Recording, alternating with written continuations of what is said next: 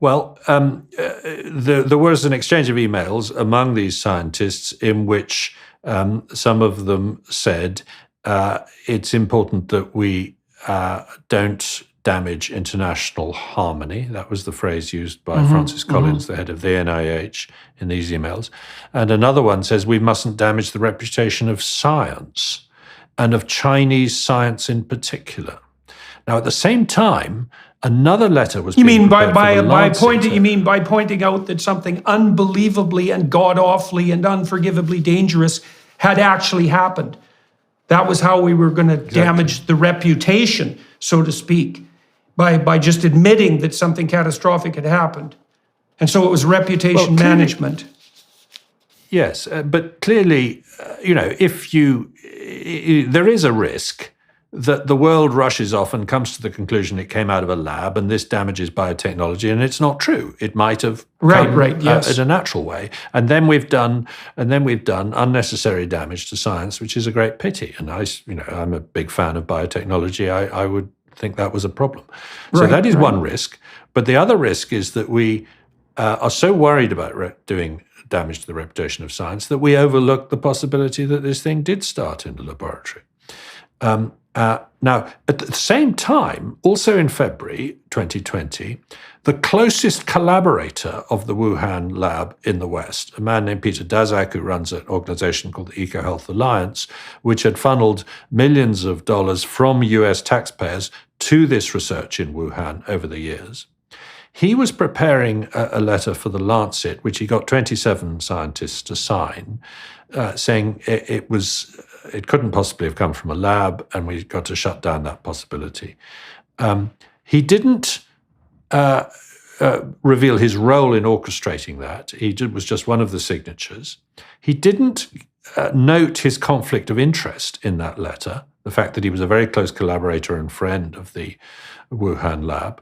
It took 18 months before the Lancet published a statement of conflict of interest under pressure on that. But more important than any of that, the one crucial thing that Peter Daszak didn't reveal, and that we didn't find out until September 2021, was that he had put in an application to the Pentagon, to the DARPA, the research arm of the Pentagon, in 2018, in collaboration with the Wuhan Institute of Virology, among others, to do experiments on SARS-like viruses that they found in bats.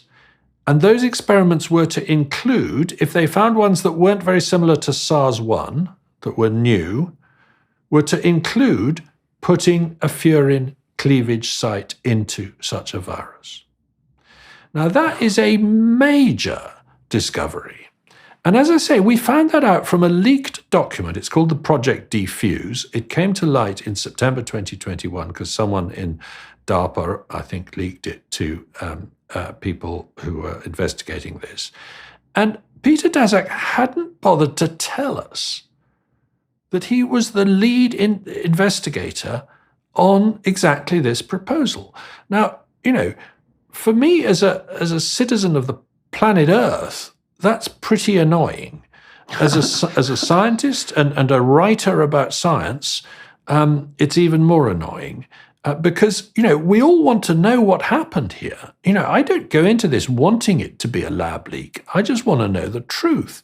And it seems absolutely vital to get us as much information as we can. Now, some of that information is in China and they're not being very forthcoming, but information that is in America ought to be volunteered in this case. The other thing, the thing that the Chinese have failed to do is tell us what's in their database. They had a database with 22,000 entries in it at the Wuhan Institute of Virology, which was wildlife pathogens. It was bacteria and viruses that affected wildlife. About 15,000 of them related to bats, and most of those were viruses. So these were the viruses they'd been collecting from, mostly not from Wuhan, but from a long way away, from southern China and Laos and other neighboring countries. And they'd been collecting thousands of these viruses, and they'd been sequencing them, and they'd been characterizing them and describing them, and they had a database. And the purpose of this database, partly funded with US money, was to predict and prevent future pandemics. When on the 12th of September 2019, that is about 2 months before the pandemic started, as far as we can tell, at 2:00 in the morning, that database went offline. It's never come back online. We've never, therefore, been able to access it and look at what viruses they had in that lab. Now, when we asked them, why won't you show us that database, which, after all, the purpose of which was to share with the world so that we could predict pandemics, remember, they say, oh, well, people might hack it. Well, that's a meaningless statement. If you're going to share it, you don't need to worry about people hacking it. It's a sort of circular non-argument, if you like. And remember, showing us what's in that database would be the quickest way to exonerate the Wuhan Institute of Virology, because it would show, look, they didn't have a virus resembling SARS-CoV-2 in their database, and so case closed. But they won't show us that document. And that, for me, is a very, very important piece of information.